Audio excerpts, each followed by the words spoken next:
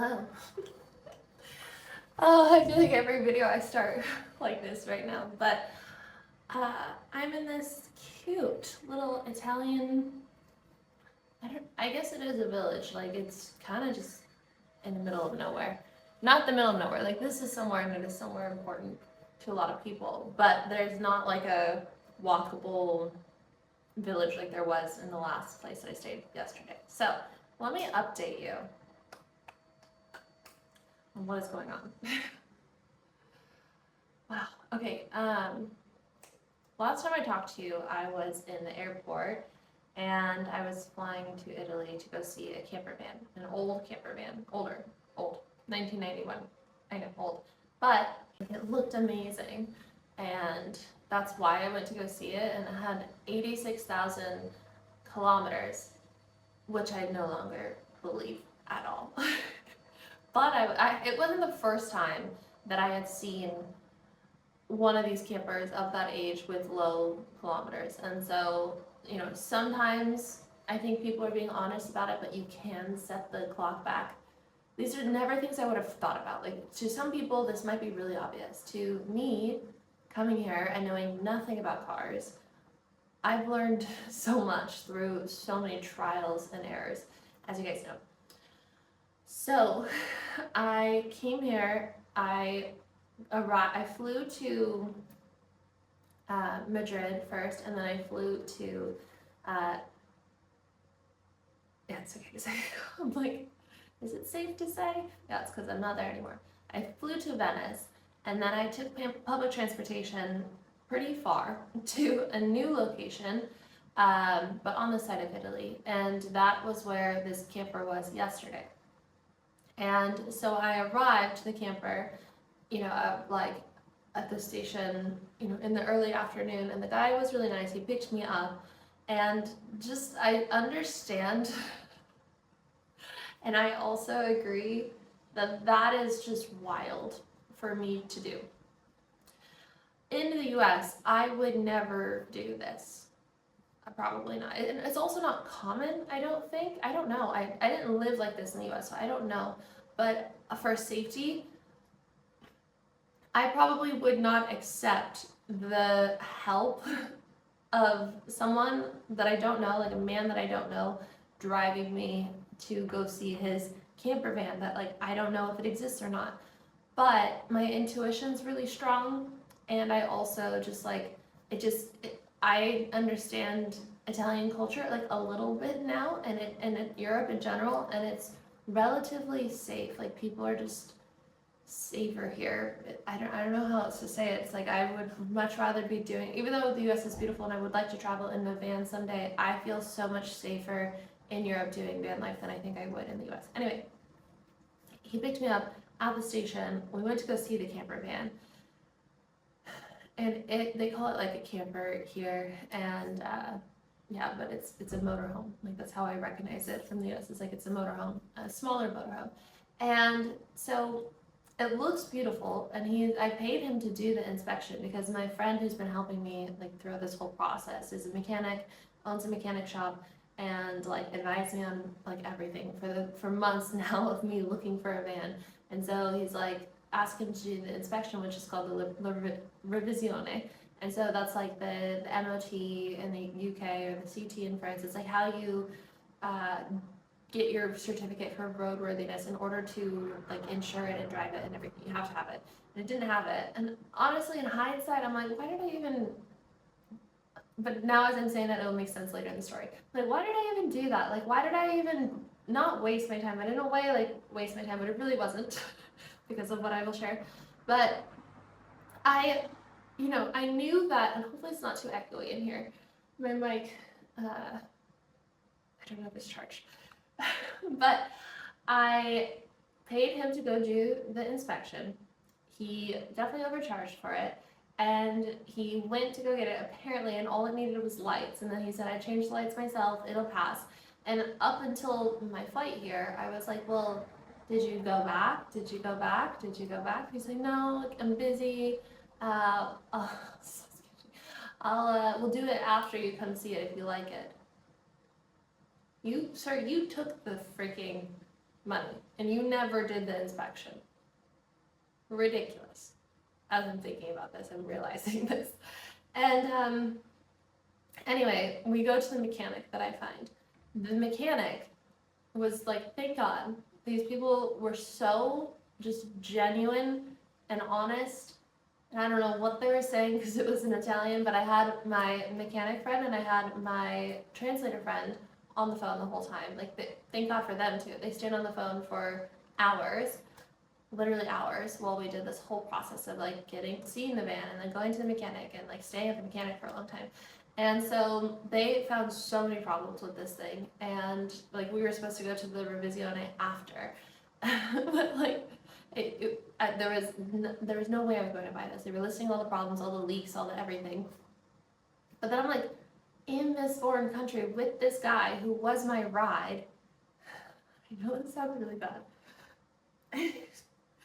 And it was fine because like I knew what I was gonna do, but they send the photos of everything, like they tell us the diagnostic, and then he asked me what do I think. I said there's so many problems. Like you told me that you had to change some light bulbs, and that was it, and that it was like everything else was fine. You told me everything else was fine.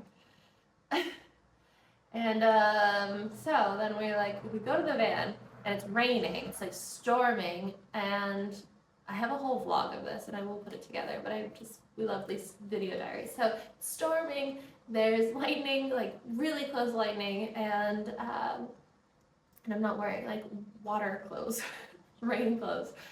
And so it's like, okay, I'm trying to tell him like I want to get my bags and leave, and you go and I'll stay here at the mechanics in this industrial area, and like I'll just be here and figure out my life. And he just couldn't understand because of the language barrier. And then I was like to my friend Julia, I was like, can you do this and tell him? And she was trying to tell him like, no, just like leave her there. And then he starts, and this isn't like, I don't think it was unsafe. I also have to share something else, but he keeps trying to drive away and with me in the car. I know it sounds bad, but he just was planning, I think, to like bring me out of the industrial area. Don't worry, you guys. And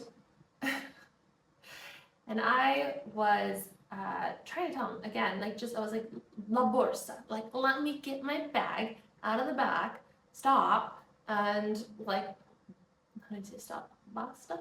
I don't know. Like the Italian, I'm trying to bring it back, the little bits of Italian, but I was like, just let me get my bag. And so then I told Julia, like, really, tell him to stop. And so he stops, like in the middle of the parking lot. I get out. I'm like, I'm good. I'm like, you go. And I grab my bag and I go inside. And then I'm on FaceTime with my friends. And I am just like, okay, like what just happened? And so I tell my friends goodbye. I'm like, thank you, goodbye. I'm going to find a hotel and an Uber, and like, we'll just go from there. I'll find another van to look at. And then the guy starts calling me, and he's like calling me, asking me if he can come back and accompany me. And then I don't respond. I said no to that. And then he says, do you want to buy the van? And my friend had told him like, wait until tomorrow. She'll tell you an answer tomorrow. But within like, an hour or whatever, he's like, do you want to buy the van? And then I didn't respond, because I don't owe him anything, and I also said no, and like, no, not today, don't, And so then he messages again, and we're just like, okay, no more, block this number, which I haven't yet, but like, if he were to message again, I would. The other part that really freaking was weird, it's so, and this is what I'm trying to like explain, it's like, and try to explain to my friends too, it's so hard in the moment to like, at least for me, to grasp everything that's happening while I'm also for the first time ever leaving my animals with my cousin, and like I'm in a new country, I'm by myself in person, like I know I have support everywhere, but like it was just a lot. And so this guy, younger guy than me, like, or about the same age, he was filming me the whole time. He was filming me while I was like looking under the van on FaceTime with my friend, like showing underneath and whatnot, and filming me like in moments, like trying to be sneaky about it. And so I called him out, like, are you filming me? Why are you filming me? He's like, yeah. I was like, okay. And and the language barrier, and Julia wasn't on the phone yet. And so, anyway, all weird stuff. New day, today, woke up. Let's make sure we're still recording. So, new day today, wake up, and, last night my friend and I were on a call until 5 a.m. his time, because he's in the hospital, and in Thailand, and so it was, until like 12 or whatever, 1 for me, and then I woke up so exhausted. I could not figure out this shower at this place, and it was so freaking confusing. There was like a little string on the wall which you pull that did nothing, but it seemed like the thing that would start the shower. And then there was like this really intense bathtub with like so many jets, and you could start that, but like to get the shower, and I was like, am I just gonna like put my head in the bathtub in like a jet? Yeah, so anyway, it took me like 30 minutes to figure out the shower. I was with ChatGPT, like, how does it work? Wake up, could not, like, went to breakfast downstairs, and then I just couldn't figure out how to get an Uber, because you can't. At this time of year, in August in Italy, it's like, it's a very different type of time this is the thing about Italy and about Europe and about the US, is like, we, in the US, we just go. Every day, it's the same thing, we just go. It's like, it's like the sun cycle, it's like a masculine energy. It's like we just, every day is repeats. You can expect businesses to be open all year round, at least where I'm from, in California. And here, it's like, you just never know. And so in August, it's summertime, and so people are off and relaxing, and like, it's great, but it's also just, I'm not used to it yet. And so, no buses, really, no Ubers. First, no one's driving Uber. The other platforms weren't driving in this area. And so, like, the Uber price was like €100 for just a few minutes down the road. And I was like, I guess if it's my only option of getting to this appointment that I have to see this band that I had found on the phone call with my friend last night in the hospital, who like went through all these places, and all these bands, and he found this one, and I would have never looked at this one because it's kind of funky from the front.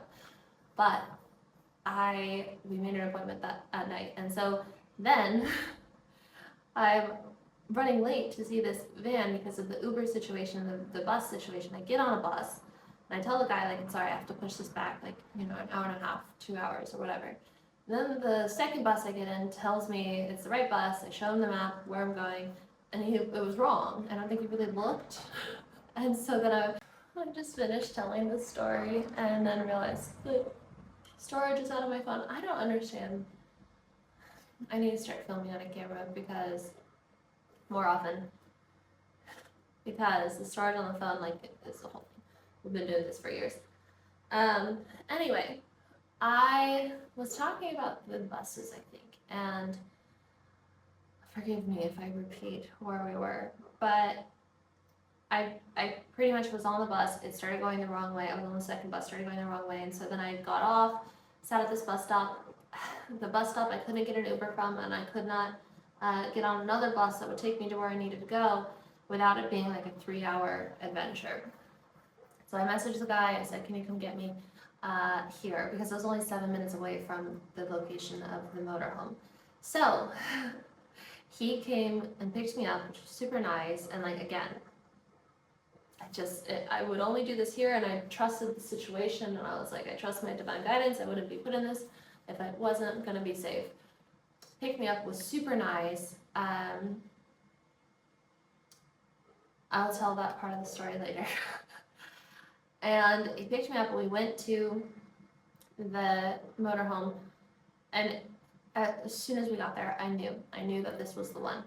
And when we had found it last night, I did not think it was going to be the one, because it's so funky looking from the front, but inside, and I really wanted the bed over top, but and it wasn't there, and I really like that like classic motorhome looking thing, like shape of the bed over top and the layouts and everything in the back. And then when I got in, it has a bed over top. It just like pulls down, which is perfect. It's so perfect. I can have my clean little spot away from the doggies, and I love the doggies. I love sleeping with the dogs, but like just to have a clean thing for once of my own.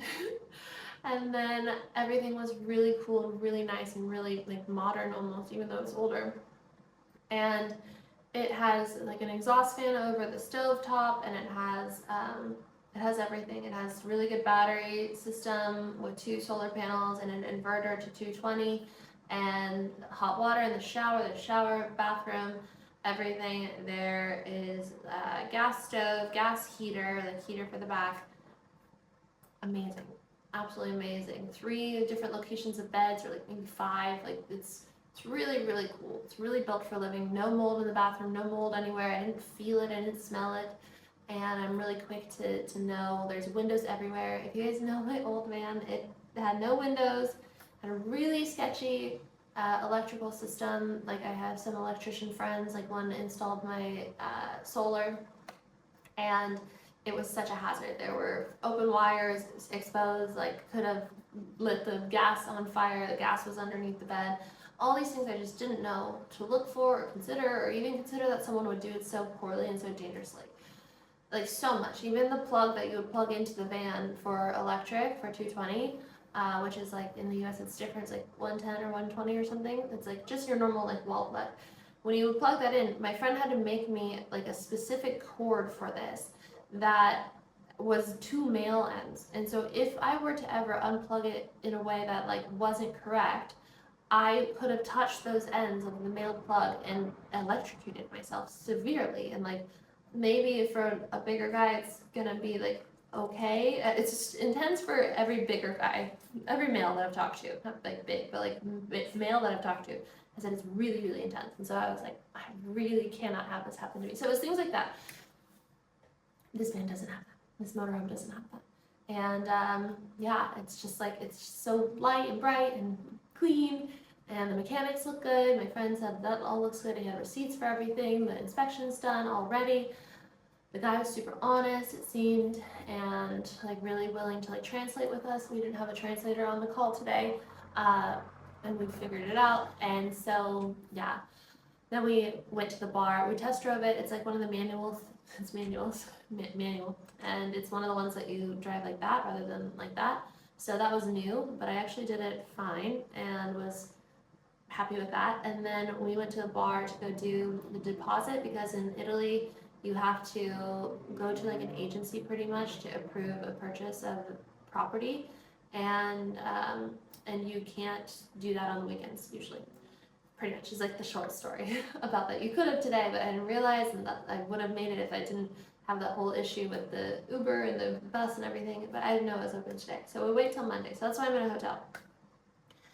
And that gives me time to find insurance and to do all that. Some of my paperwork in Italy, they really like the paper to be like the actual paper, and I have photos of them because that's how we do it in the US. It's like everything is digital, and I didn't think about that, so I'm hoping that's not going to be an issue. But we'll see. On Monday we will meet. I did the deposit in the cafe with the guy. He was super nice. He drove me to this hotel. He's going to pick me up from this hotel. I found this hotel while we're at the bar. He called another hotel, but they were booked. And so anyway, the only thing that was like kind of iffy in the beginning was just that, let me make sure we're still recording. No. Was just that when he first saw me, he like kind of like pulled me closer and was like, I went to go shake his hand and he went to like pull me closer, which is just like, I just like haven't had that much action in so long. But he pulled me closer and like did the kissy thing, and in each country it's different, so I didn't know if it was the same as Portugal, and it's just still very new to me to do that with a stranger, and I was just like, what is happening? And then I was like, il mio marito, which is like your husband, and I've been wearing this, I don't know if I said it in the last take when the story turned out, but like my friend and I like pretended for the past few days to be husband and wife because of safety, because of not getting ripped off, and like he's a mechanic, and so it just like helps to have that. It really does. And yeah, it made me feel safer. But yeah, I was like, my husband, she's a mechanic, I'm going to call him. And like it just was really awkward. Because then we got in the car together, and like whatever, he was like super respectful the whole time, was not filming, was not doing anything weird. I think I explained that in the last clip. But And then at the end in the bar, he told me like he has a partner. They've been married since 18 years old. They have 2 kids, and I was like, oh, it's just Italian culture that I'm like I have to get used to again, of people being so passionate. So anyway, can't wait to show you guys it on Monday, and whenever I get that video up, and then go back to the doggies, to Duchess, to Danielle.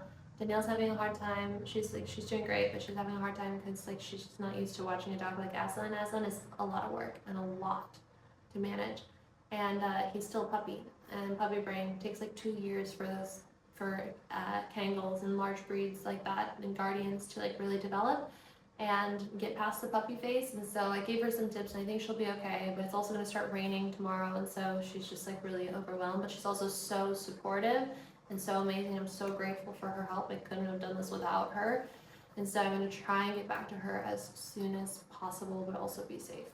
That's the plan. So thank you guys for supporting and being here on the journey. I'm so grateful to have you. If you like this video, please give it a thumbs up. Subscribe if you are new here. Leave a comment if you feel called to do so. If you don't know what to say, please put a wolf emoji. I love doing these, what do we call them? Video diary videos with you, and keeping you updated and being as consistent as I can again, and getting back into this rhythm of almost every day. I would love to update every day like I was for so many years. It feels the best, and to do it in this content. So or in this way. I love you guys, and if you want to sign up for NŌVÉ, my subconscious reprogramming app, using your own voice for manifesting your dream life and allowing you to break free from the system and the limitations of your life so that you can trust fall into the universe and do whatever your heart desires, it is live in Apple and Android. And that is all linked in the description. I need to get some sleep. I love you guys, and I'll see you in the next one. Bye.